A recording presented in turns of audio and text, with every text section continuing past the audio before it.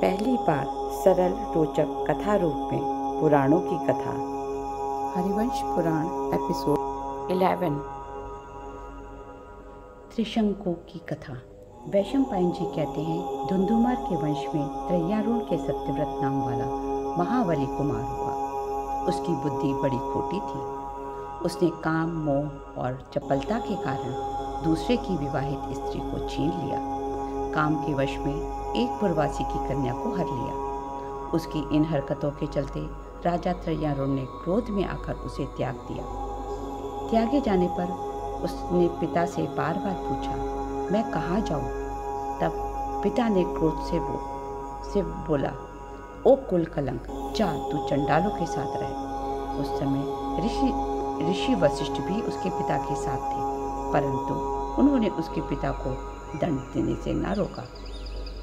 धीर सत्यव्रत पिता के त्यागे जाने पर चांडालों की बस्ती में रहने लगा। उधर त्रय्यारूढ़ भी बेटे को त्यागने के बाद विरक्त हो वन को चले गए। इसके चलते राज्य में अधर्म कर्म बढ़ने के कारण इंद्र ने 12 वर्ष तक वर्षा नहीं की, जिससे राज्य में सूखा पड़ गया।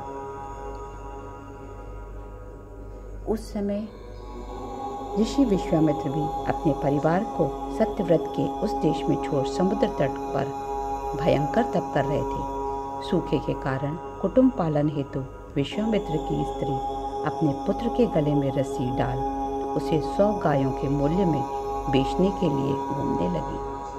तब राजकुमार सत्यव्रत ने महर्षि पुत्र को बिकते देख छुड़ा लिया।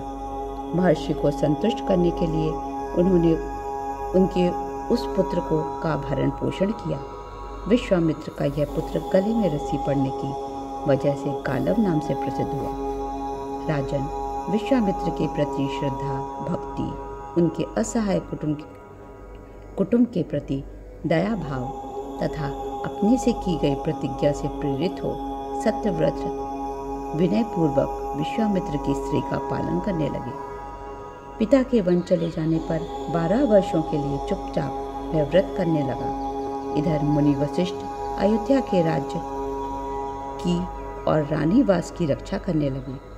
सत्यव्रत वशिष्ठ जी से कुपित रहता था, क्योंकि उन्होंने उसके पिता को उसे दंड देने से नहीं रोका था।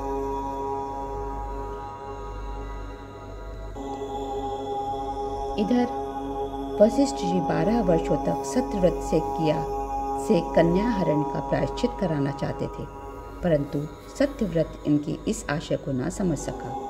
वशिष्ठ जी चाहते थे कि प्रायश्चित के बाद मैं उसके पुत्र को ही राज्य सौंप दूंगा। सत्यव्रत ने दीक्षा लेकर 12 वर्ष तक इस महाव्रत का धारण किया।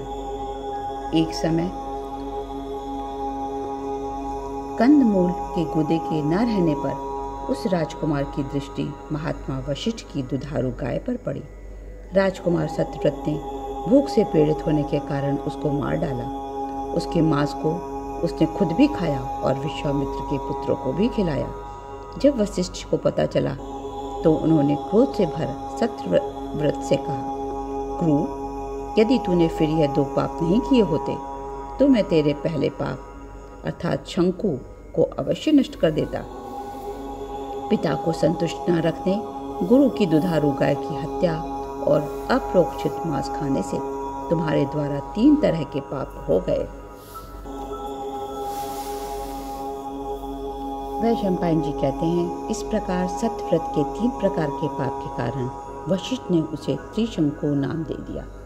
इधर जब विश्वामित्र लौटे तो अपने परिवार को देख रेख करने वाले सत्यव्रत से बहुत प्रसन्न हुए।